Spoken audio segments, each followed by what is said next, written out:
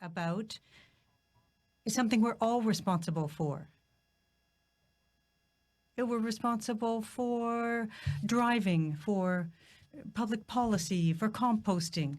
And that's what enables us to take a deep dive into what it is, into what racism is, beyond intentional actions, beyond hatred. So it's just the point or the tip of the iceberg of the issue. So that's what we're talking about when we're talking about systemic racism, to my mind. I'd also like to add that systemic racism isn't something that's more prevalent in police forces, but it's more visible in police forces because police officers have control and authority and power for physical constraint that other members of society don't have. So I put that before you, saying that we are here where we are because police forces have a specific impact on people's lives and on their physical and psychological integrity.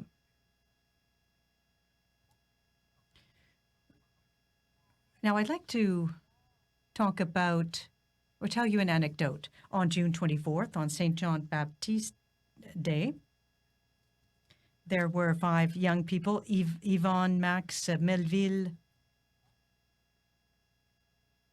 and Sasha, and one other, who are part of a collective. They're mentored by an individual who has been mentoring them for over 5 years and who helps them to visit places where that are not accessible to young Black people, and all kinds of places, including museums. And for the past 7 years, Ricardo has been mentoring these young people, and he gets them to think about issues that we see in society. So on the evening of the 24th of June, these young people wanted to use the BC bikes, the bikes in Montreal, but the codes to unlock the bikes that could be borrowed weren't working.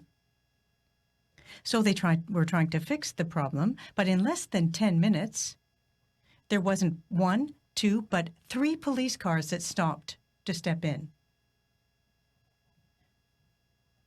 Now, the young people remain traumatized by this situation because Ricardo Lamour had already accompanied these young people to tell them how to react if this type of situation were to occur. But that's a situation that shouldn't happen to any Canadian. But that brings us to the following question. What can we do to ensure that the police's role goes from one of repression to one where they're serving people? Because for our community, that's not what's happening. In many cases, the police is responsible for repression. So from the outset, despite any goodwill in the very makeup of the police forces, they have this control function and they have an impact on people. And now there are a host of factors that I could talk about here, but when we talk about the fact that Howard Saper, the correctional investigator, determined that between 2003 and 2013, the prison population for Indigenous people went up 46%. 90% of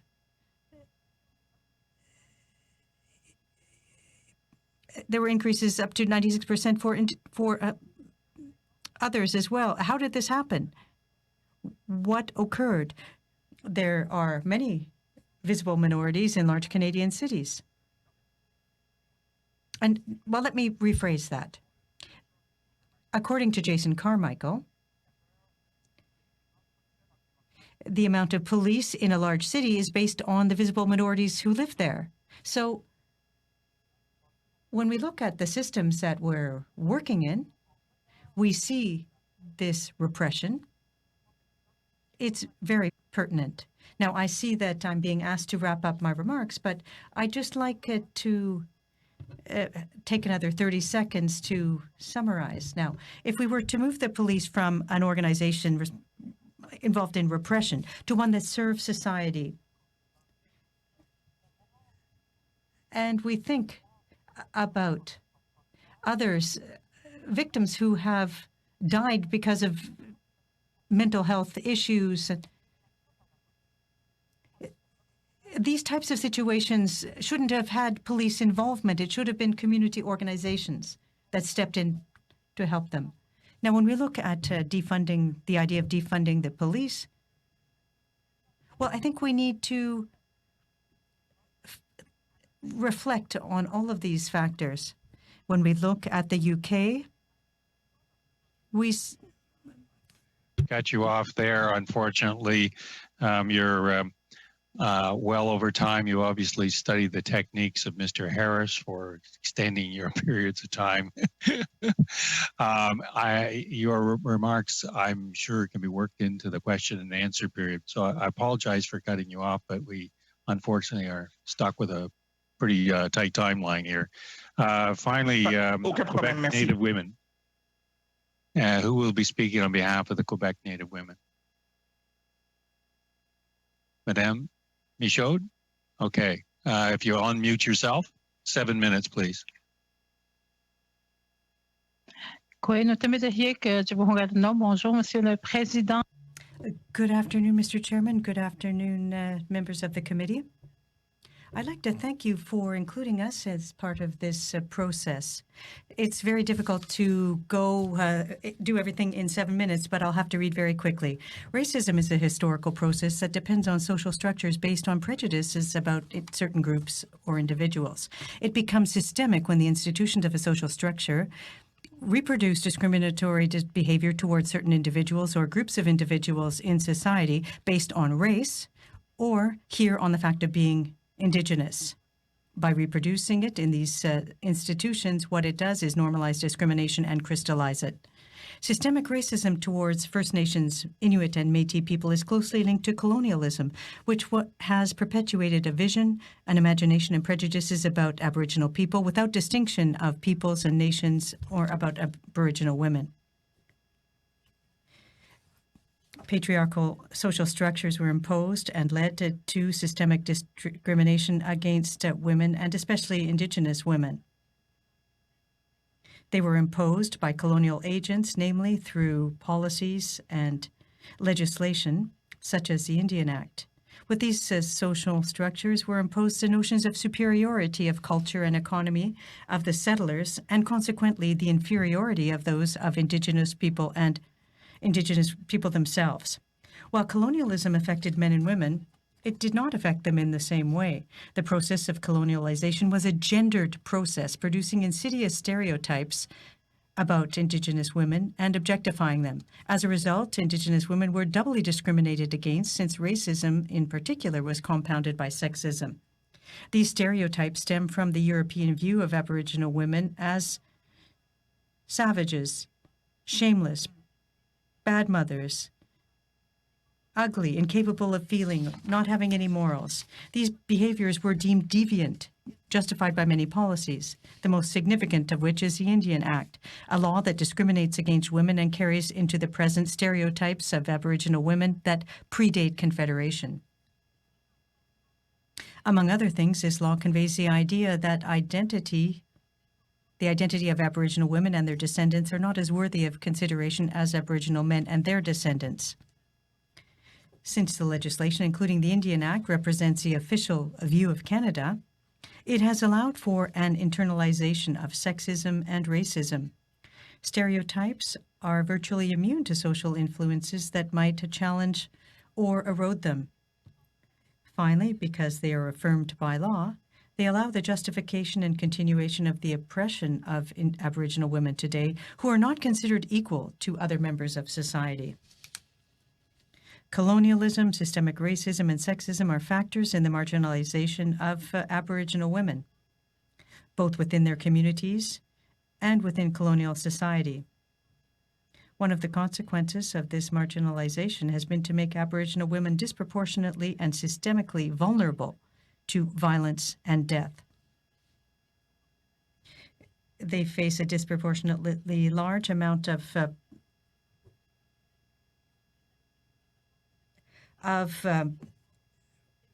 this, and this is because of the justification. Racism and sexism against women are also present in police forces and show their face in the form of power.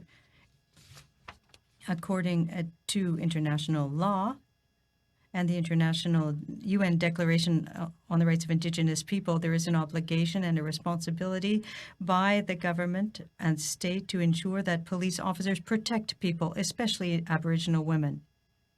There must also be public mechanisms for protection. But what happens when these agents of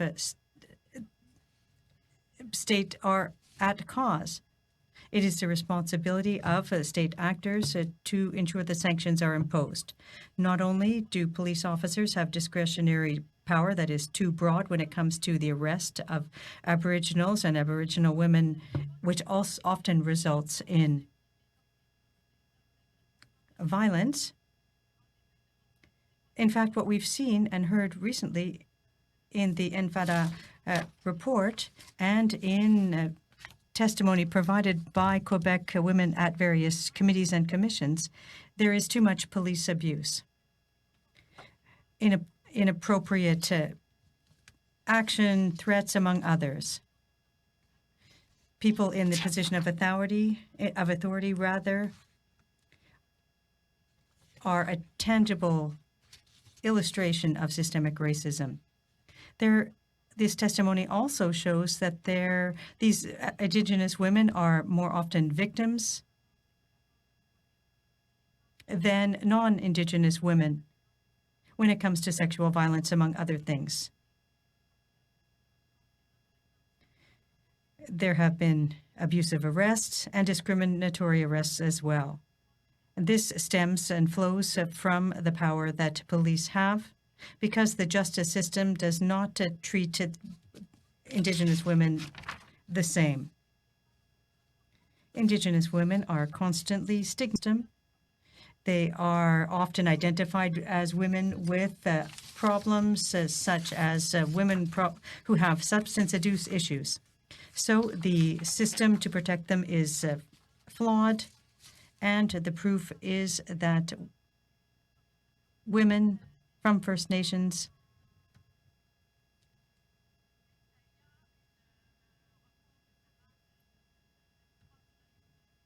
have many psychological problems, that they require assistance and psychological and medical assistance. Even when an Indigenous woman calls 911 for a situation, some 17 police officers are often sent in. Killed as a result of a wellness check, killed by a police officer. So the relationship between Indigenous women, Aboriginal women, and police officers is problematic. The behavior inadequate to reactions must be taken into account in the understanding of this phenomenon. Families no longer have confidence in the police because of their indifference and misbehavior. And FADA has collected numerous testimonies exposing the sexist stereotypes that are attached to missing Aboriginal women and girls. When it comes to the services that they wanted to make. You wind up your remarks. I apologize for interrupting you. Je vais terminer. Non, okay. And I will conclude with some recommendations. We need structural change. We need an action plan, concrete measures taken into account to counter systemic racism, systemic violence and police impunity against Aboriginal women by adopting an intersectoral approach which takes into account all the discrimination faced by Aboriginal women and the fact that this discrimination reinforces other discrimination. We also need to see measures that take into account Aboriginal women.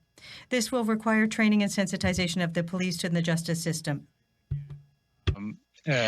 These are extremely profound issues. And I just take note for the sake of the witnesses that when you don't complete what you wanted to say, the testimony that any written work that you have can be sent to the clerk of the committee, and it forms the part of the record of the committee. So it's not lost. With that, I'm going to start our 6-minute round. It's Mr. Palus for 6 minutes, Mr. Fergus, Madame Michaud, and Mr. Harris. Mr. Palus, 6 minutes, s'il vous plaît. 6 minutes, please. Mr. Chair, it's Mr. Vidal. Mr. Chairman, Mr. Vidal will start for us. Okay, Mr. Vidal. Thank you, Mr. Chair. As Mr. Anna DeSandegre said this morning, a number of the people sitting on this committee today are members of the INAN committee. And over the last several months, we've been doing a study on the government's response to COVID-19. And one of the things that we've talked about is the supports for Indigenous people that do not live on reserve. So those that live in urban centers, we've done a bunch of discussion around the work of the National Association of Friendship Centers and some other groups that serve urban Indigenous populations. So in that context, my question is for Madame Michelle. Do you agree, or would you agree that in the context of that percentage of Indigenous people living off reserve in urban centers, that declaring First Nation policing as an essential service may not represent the needs of that population as well as it would some of the people that live out in the reserve settings?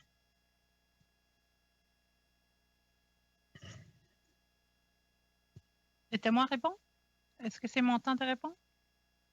Is it? Is it my turn to answer? Yes. Yes. Bon, écoutez, je suis vraiment... All right, I agree. But I think the legal system should be improved. The legal system plays a great role. We're talking about police forces, and they use racial profiling. They arrest people, there are abuses of power. When they do unacceptable acts, for instance, a woman who was distressed, she had a conversation with a professional in Montreal, and in the end, that woman accepted that an emergency vehicle comes. That woman was suicidal. Someone called 911. And what does the 911 service does? They send 17 police vehicles. We're talking about someone who's distressed. We're not talking about a woman who's trying to murder anyone. So that is of racism, discrimination, and racial profiling.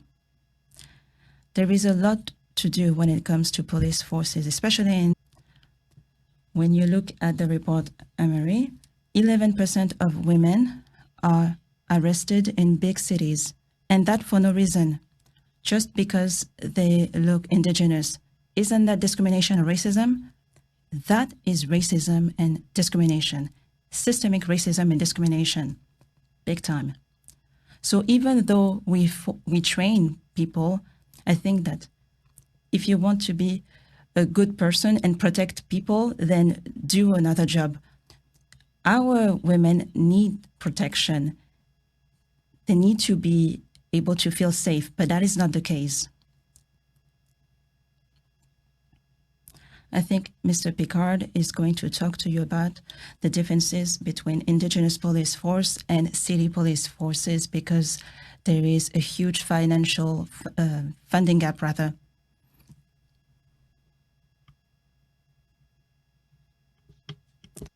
I'm going to follow up with another question for you.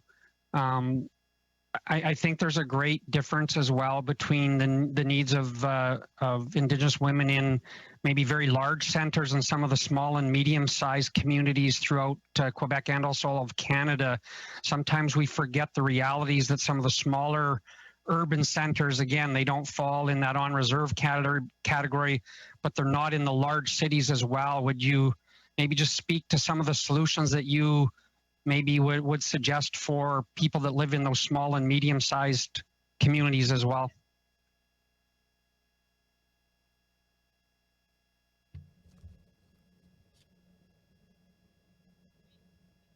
Yes, it'll be my pleasure. At Femmes Autochtones du Québec, we do a lot of popular education, and the word reserve has not been used for decades. We talk about communities just to give you that piece of information. We're called communities. So within those communities, we have a lot to do. If we talk about spousal violence or abuse, well, we're asked to denounce to why. Well, one of the problems that we have in case of domestic violence is that the Aboriginal police officer, well, we all know each other within the community, but the police officer is sometimes the brother of the aggressor. So you see the trouble we can bump into. So we don't have many police officers, and I know that Mr. Picard will talk about this. At the same time, family relationships, and we know each other very, very well. Everybody knows one another. And sometimes the victim doesn't want to press charges because it's the brother of the aggressor of her husband who will come. In Quebec, we have 54 communities. Not all 54 have their own Aboriginal police bodies. Recently, I read a Mohawk Nation report that said that for years there was no death in the community. So that's a great example. To leave it there again, it seems to fall to me to interrupt you, Madame Michel, which is not a favorite thing of mine to do. Mr. Vidal's time is up. We are now on to Madame Demoff. 6 minutes, please. Thank you, Chair. Thank you to all of our witnesses for appearing today. I'm not going to have time to ask all of you questions, but I'm going to start with Les Femmes Autochtones du Québec. Indigenous women face unique challenges when it comes to policing. And I mean, there's a lack of resources. Indigenous women are the fastest growing prison population in Canada. It's appalling. So there's a lack of resources for them. Sometimes police are not necessarily the right ones to be responding to calls. And I'm wondering if you could provide the committee in writing your recommendations for concrete actions that we could take on that. My specific question is, we had earlier the head of the Complaints Commission from the RCMP appear. I'm wondering if the Indigenous women that you serve file complaints against the RCMP, and if not, why not?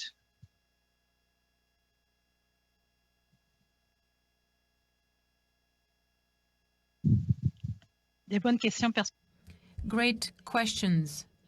Well, with regards to the recommendations, we actually sent you the document I read earlier.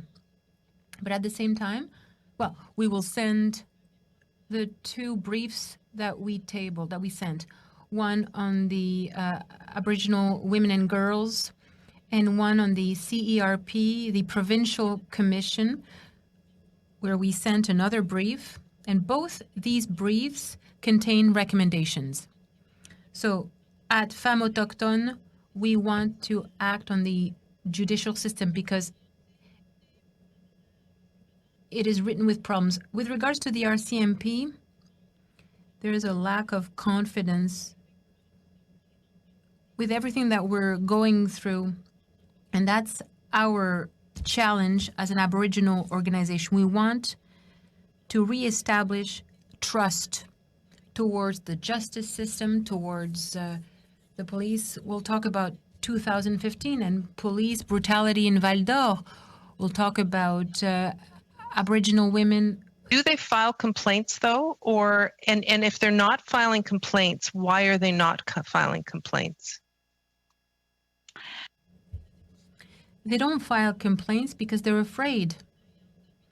It's the Goliath against David fight, but it's quite something to file a complaint. We just filed a complaint to Human Rights with the Square Cabot and the 17 police officers as an organization, as an organization, we can file a complaint against those police officers who act in a way that is inadmissible.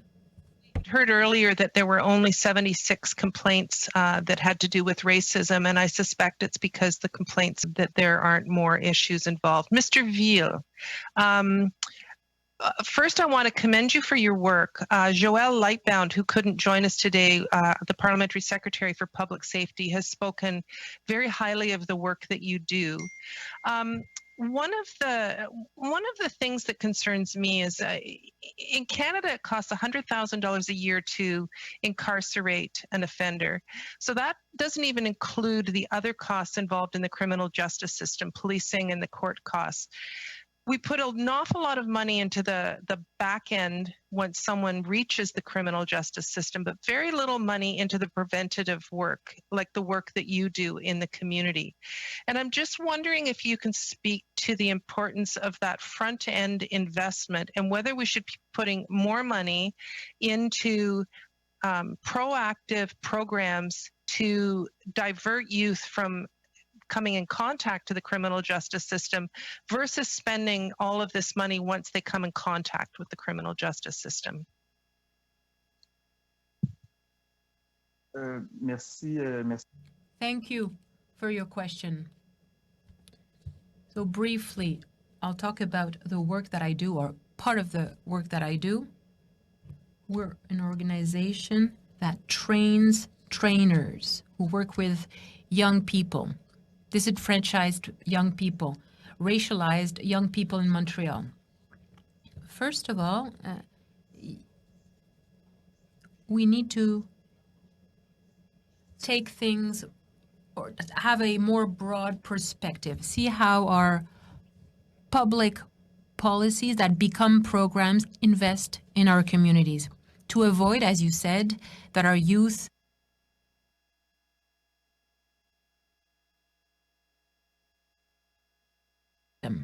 So we need to invest at the provincial level and federal level. But also, we need to see how we can reallocate funds that are allocated to police bodies, allocate them somewhere else. We're talking, we hear we should defund the police. Well, this is not an aberration in itself, but annually, at the provincial, municipal, and federal level, we question our budgets in education, transportation. We never question budgets allocated to the police. In Montreal, I think that the police budget has increased tremendously. It represents $365 million, 11% of the overall City of Montreal budget. So if you look at the fact that Aboriginal women in Montreal are stopped 11 times more often than white women. So that begs the question, why? Why do we allocate public funds to police officers in that situation? Couldn't we reallocate these funds at the community level? There's a debate on body cams right now. These cameras have shown that they have no impact on the level of violence. So we'll invest more money in those. I seem to be having to cut people off, which I really find frustrating. It's the end of Madame Damo's time. With that, I'm going to ask Madame Michaud for her 6 minutes, please. Again, I apologize. Merci, Monsieur le Président. Thank you, Mr. Chair. Thank you, everyone, for your presentation. I'd like to congratulate Mr. Ville for all the work that he does. And congratulations for Briser le Code by Mr. Sauvé. A lot of work, great work's being done in the community in Quebec right now. I'll give you time to finish what you wanted to say. You're talking about racism. What we've been hearing is a multifactorial crisis. So we need to do more training. We need to train police officers. We need to train them better, at least. How should we broach that subject when we train police officers? How should we broach racism when we train police officers? Thank you for your kind words, and thank you for giving me the time to complete my answer, what I was saying earlier. So we're adding solutions that add to the budget, but those solutions are not efficient. When we want to fight against drug addiction, well, we need to invest to do some preventative work. We also talk about training people with regards to unconscious biases.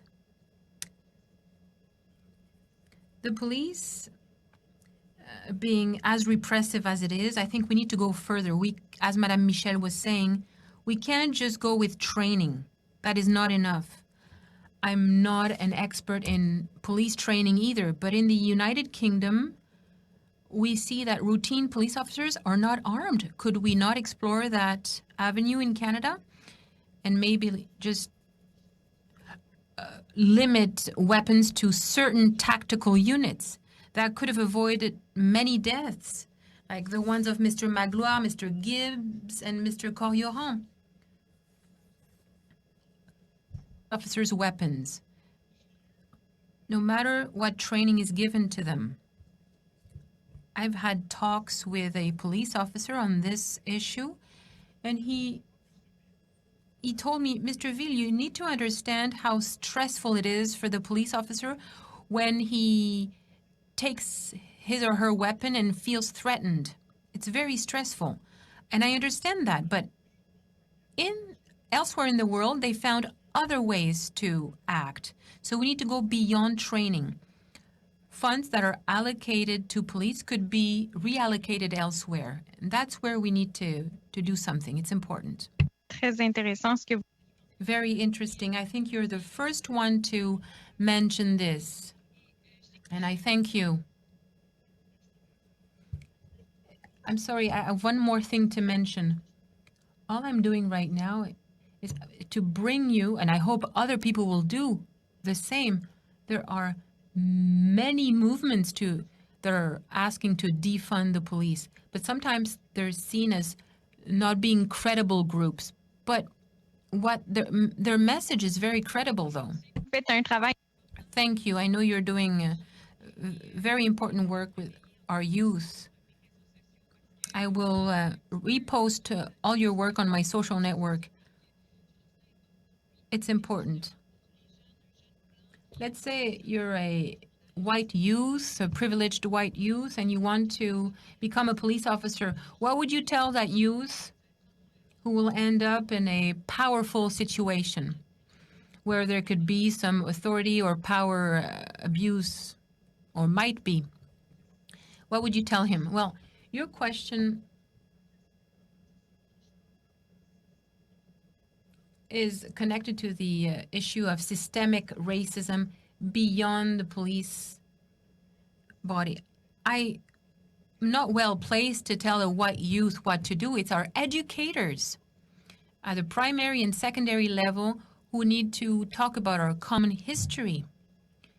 Racism should become a subject matter in school.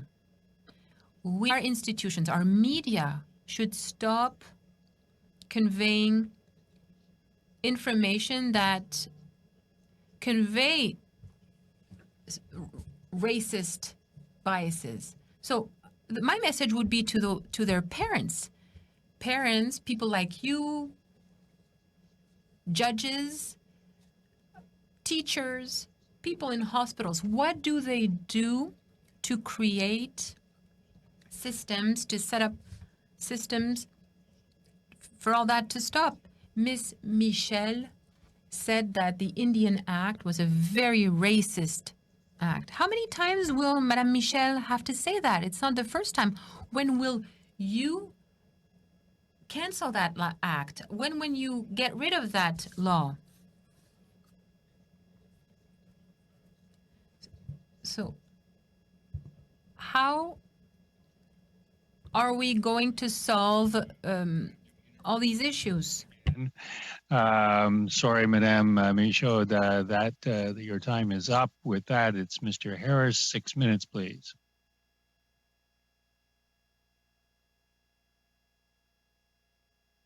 Jack, your phone is on, or you're on mute. So thank you, Chair. My first question is for Madame Michel. You mentioned in your response to a question the situation in Val d'Or, which led to the CERP inquiry. And in a letter to Minister Mark Miller in June, this is referenced and talked about abuses in Val d'Or, including by police officers, including sexual abuses, intimidation, excessive force, and something called starlight tours. Now, I've heard that expression used before in Western Canada in relation to police officers bringing in an inebriated young or inebriated Indigenous person outside of the town and leaving them regardless of the weather. Is that referring to the same thing, or is that something else? I had not heard of it happening outside of this particular situation in Saskatoon.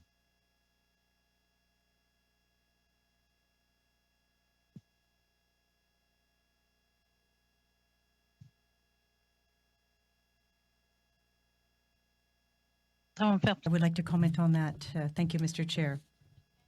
It was in 2015, we had the Anishinaabe women in Val d'Or who denounced police brutality that included sexual assault, use of force, and a geographic cure. So when they stop inebriated Indigenous women, they take them kilometers away and they force them to walk back. We call that the geographic cure in French. These women denounced the situation in 2015. There were 37 files that were opened. And of the 37, with the Independent Investigator's Office, because we sought an independent investigation, only 2 were retained. 1 Indigenous police officer who worked in the north and 1 other non-Indigenous police officer. But the other ones, directly from the Quebec Provincial Police Force, faced no investigation. None of the files were maintained. Is that normal? I put the question to you. Is it normal to see? And in May of this year, a Cree woman sought assistance, called 911. They asked for an ambulance, but 17 police officers showed up with the canine squad. Is that not a concrete example of systemic discrimination and racism? I think so. There's also profiling, because when you call 911, you have to identify Indigenous women, inebriated, in distress, and they send in the police. Yes, thank you. And I appreciate that and read about the issue regarding the 17 police officers showing up in Montreal as well. And I note that you were unhappy with the results of the CERP study. Can I ask you and perhaps Professor Lashley could answer, one of the recommendations, a call for justice of the National Inquiry in Missing and Murdered Indigenous Women and Girls, talks to the establishment of Indigenous civilian organizations to provide oversight on policing across jurisdictions. Can you tell us how you would see that happening, Madame Michel, and perhaps Professor Lashley, if there's time? How would that oversight take? What practical way would that oversight take place?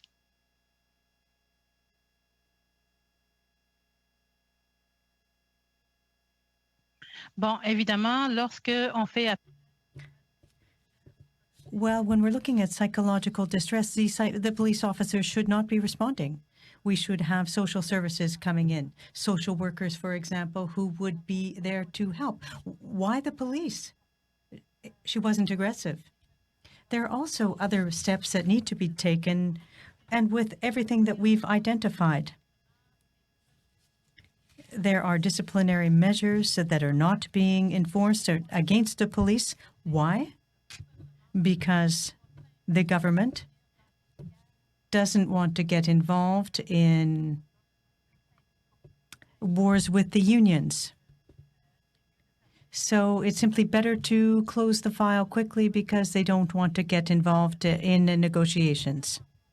Now, when it comes to police intervention, should we tolerate brutal police intervention? We have to ask that question. There are police officers who choose a profession. There are values of security, peace, protection of our fellow citizens. That includes all people from all horizons.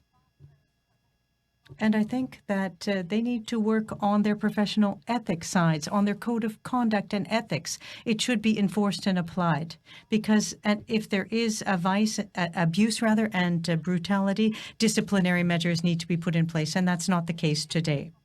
So the door is being open. It's being left open for these people to continue to abuse power. Unfortunately, that runs out Mr. Harris's 6 minutes. I'm rather hoping that Professor Lashley will be able to weave an answer in at some other point. With that, we're going to our 3-minute round. Mr. Uppal, 3 minutes, please. Thank you, Mr. Chair, and thank you, witnesses, for your testimony and adding to our study. I'll start with Dr. Lashley. Do you feel that there is enough collaboration between the federal and provincial governments on mental health support? There we go. Yeah. There you go. Thank you very much for your question. I think that it could be better, but I am encouraged by the fact that both levels of government are starting to recognize the importance of mental health. Where I have difficulty is that I don't think that the results that the mental health difficulties experienced by people who are undergoing the trauma of racism is clearly understood. Racism is bad for your health. It's people end up with hypertension, coronary vascular disease, tremendous mental health difficulties, the pressure of having to constantly maintain the facade of being okay in order to function within a society where the system, not people, but the system is built to be against people of color is very wearying. I mean, Frantz Fanon refers to it as wearing a mask just to get through the day. I don't think that's clearly understood. So yes, on the surface, there is cooperation, possibly not as much as it should be, but people need to understand what the importance of racism is and what it does to the psyche and the physical well-being of the individual. Thank you. Also, what is the, because we hear about it a lot when the incidents happen and you hear it on the news, but what is the prevalence of suicides in the cases of police interventions? Do you have you looked into that? No, I haven't. I've looked into other aspects of police intervention and police-citizen relationship, but I haven't looked at the incidence of suicide. What I can tell you is that high anxiety levels, no way to cope with them, fear, those things can, and depression, which is one of the outgrowths of racism, can result in suicidal ideation and suicidal attempts. But I do not know. I cannot answer your question directly. I do not have the answer. Sure. On another part of on collection of data on racial discrimination in the police, is there a challenge gathering data from all these separate police departments working separately, and what can we do to address this? I can tell you what happened to me when I wrote my report in 2015 for the SPVM. I had difficulty getting the data. There was almost an attitude of we can't give her this, and I could not enter into their system without their permission. So I was given the data that they allowed me to have. Now, in the Armory report, which came out in October, I had one which came out in November. The Armory report was more, they were able to get access to more data, but even they did not get that access to all the data. And this comes back to one of the questions that was asked before about civilian oversight. I think if you had civilian oversight, which would mean that you had a combination of police plus civilian from different communities, that you would have a better chance of having access to the data. Right now, the data is held. Sorry, Mr. Chair. Thank you. Thank you. I have to keep cutting people off because Thank you, Mr. Chair. We have the tyranny of time. Mr. Fergus, 3 minutes, please. Merci beaucoup, Monsieur le Président. Puis j'aimerais Well, thank you very much, Mr. Chairman. And I'd like to thank all the witnesses who've come today and made such passionate pleas. We're fortunate as members of this committee to have such informed witnesses before us. To all three of our witnesses, I'm going to ask some questions to Ms. Lashley. First of all, if she could answer with short answers, that will leave me some time to ask a couple of more questions following that. Dr. Lashley, you talked about the police serving the police. You mentioned the quote from Sir Robert Peel in your remarks. Based on your experience with these police in the city of Montreal, is training a significant part of the response, or is it something much deeper than that that's required? I think it's something much deeper than that. I don't think we need more training. Honestly, I don't think training is going to change anything. We've done a lot of that. As you may know, I was at John Abbott. I was the chair of that department. I was the vice chair of the board of the École Nationale de Police, and we trained them. It's not training. We need institutional change. That's what we need. The training is there. But if you put people into a system where the ethos is that it's an us against them mentality, the training doesn't matter because they get hooked into that system. They have to work with those people who believe that there's a warrior perspective going on. So I don't think training is the issue. I think you need a fundamental change. Merci. Merci beaucoup. Well, thank you very much, Dr. Lashley. Mr. Ville, you and Ms. Michel put forth two examples of extreme, or two examples rather, that show an extreme response to calls that shouldn't have taken place, where so many police officers shouldn't have responded to a call. Do you think, or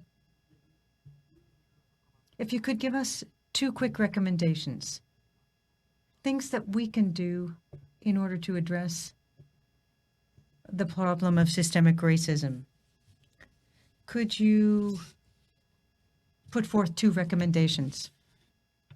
Seconds. I'm not sure how to handle this because I hate to cut off my good friend. Peut-être, Monsieur le Président, je peux juste dans les 6.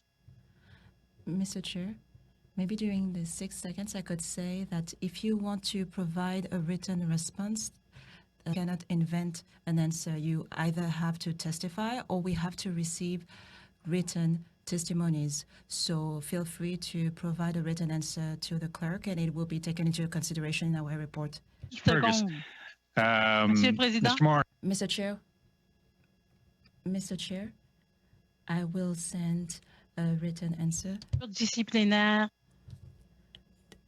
disciplinary measures in the police force would prevent police brutality and prevent systemic racism as well as racial profiling. Ms. Michel. Through the chair. We have quaint traditions around here.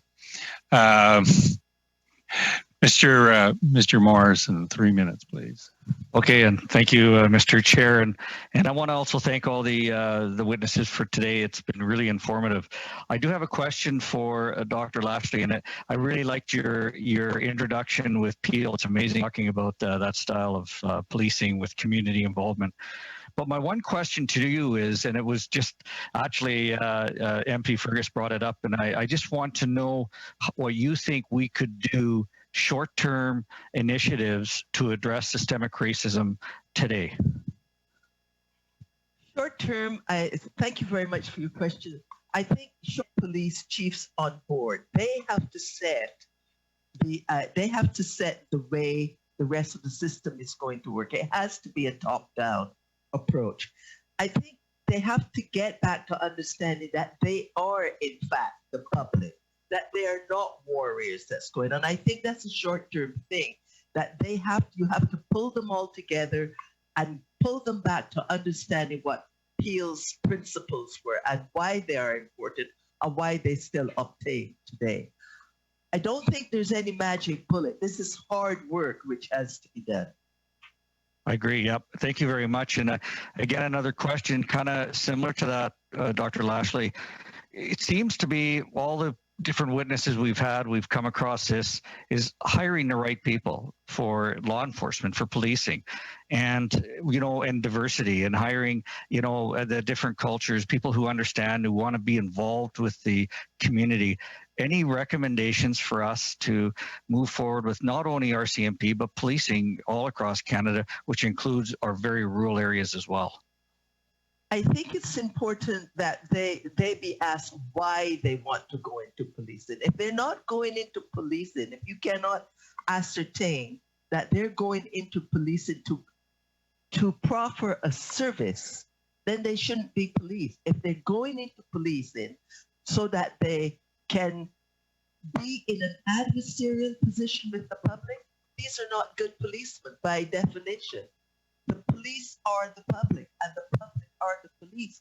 Someone brought up earlier the fact that if you look at what's going on through Europe, especially if you look at the United Kingdom, only in Northern Ireland do you see police carrying weapons. Yet they have the same people, they solve the same problems, they've got murders, they've got thefts, they've got everything. And I know, Mr. Chair, I'm almost finished. And if you look at Kansas has actually sent police over to Scotland to learn how to do exactly what you just asked me. Thank you so much. Yeah, thank you. I was actually not signaling the end of your time. I was scratching the back of my neck. This is like being at an auction. It's a bid. Yeah, that's right. Twitch the eyebrow. There you go, sir. Okay, Madame Demoff, 3 minutes. Ms. Demoff, you have 3 minutes. Madame Demoff has disappeared. You're on. It's Madame Kara who's next. Oh, well, my notes say Madame Demoff, but I'm perfectly happy to have Madame Kara. 3 minutes. Thank you, Chair. I appreciate it. And thank you, Pam. First and foremost, thank you to all the witnesses for your testimonies. And, your testimonies are certainly extremely significant in addressing these very important and complex issues that, we're looking at addressing systemic racism in policing. Perhaps I'll continue on, the earlier conversation that Dr. Lashley was having on race-based data. We know race-based data collection within policing could be extremely helpful for improving public accountability and informing police policies and practices, such as the use of force. But we also know, I'm sure you know that our government recently announced that Stats Canada will now begin to collect race-based data on the race of victims of crime and people accused of crime. We know that's important, but can you perhaps talk a bit about the considerations that we need to look at on how we use that data so that it isn't used to further reinforce racist stereotypes, and how do we balance that? Thank you very much for your question. That is indeed the issue. How do you use the data? Because if this data falls into nefarious hands, it can be used to further the cause of racism. So you've got to establish your parameters very, very carefully. You've got to set your criteria very carefully, and you've got to also convince the population, especially, on dit en français, la population des especially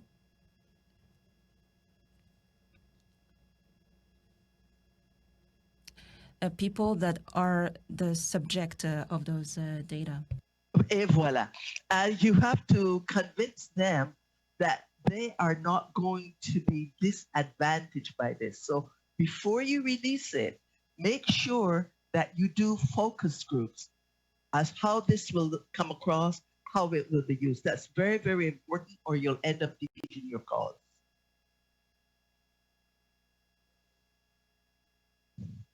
Thank you. How much time do I have, Chair? Just 45 seconds. Okay, perhaps I will let Mr. Fabriceville answer my friend Greg's question earlier.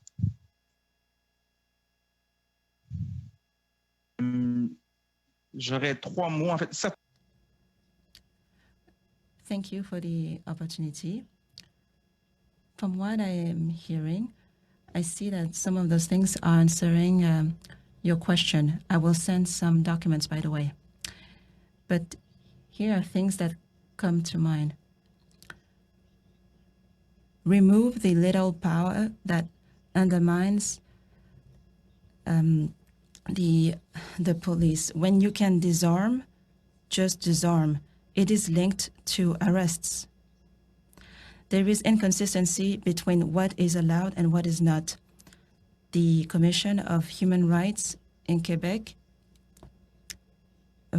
wants to ban some wrongful arrests.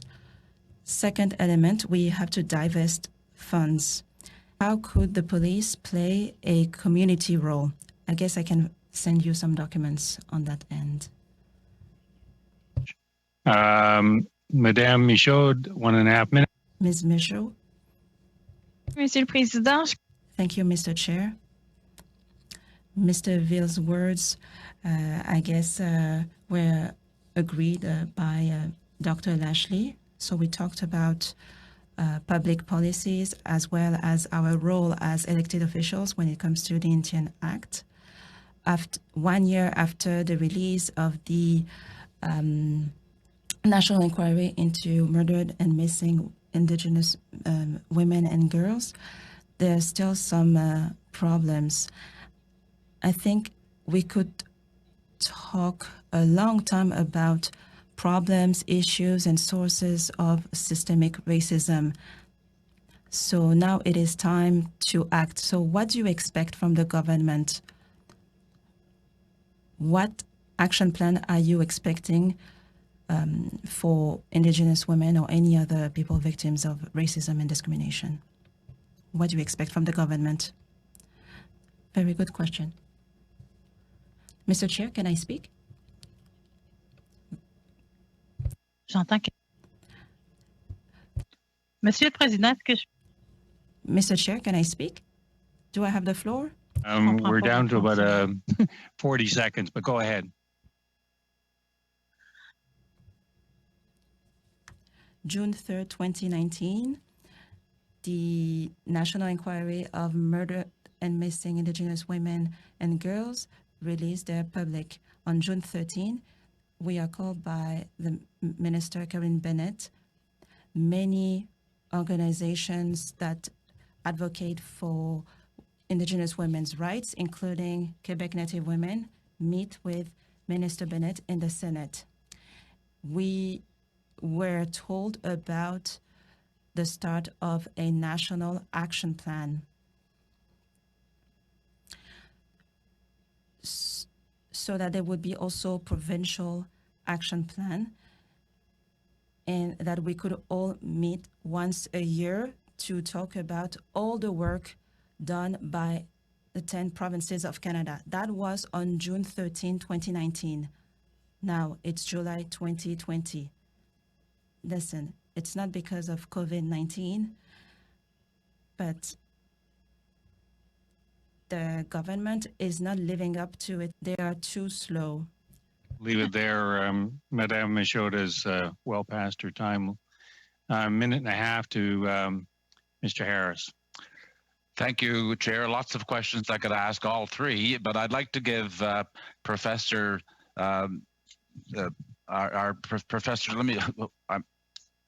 Professor Lashley, I'm sorry, an opportunity to answer my last question, which was, is there a practical way that you can talk about that the Indigenous women, the Indigenous people could have some oversight of police jurisdictions as recommended by the Missing and Murdered Aboriginal Women and Girls report? Thank you very much, sir. I think it's important that the people who are the victims have input into what's going on in their lives. It does not make sense to me that there is none, that things are being done to them and they're just supposed to passively accept it. I think they should be on committees. I think that they should be an oversight committee which is run by citizens and the police, that the police must speak with the citizens, that the police must confer. They must make they must come up with strategies together. They must have strategies together which are accepted by the women and which are accepted by the police. But it comes back to the seventh principle, which is that the police are the public and the public are the police. They've got to work together or this will never get done. It will always be adversarial. So yes, there's a big role for women to play in this, for Native women to play. Absolutely. That's a very good note on which to end this discussion. I thank each of the witnesses for their contribution. I apologize once again for cutting you off from time to time, but as I say, we are under the tyranny of time here. And speaking of which, so with that, I'm going to suspend, but I'm suggesting to colleagues, as you know, we have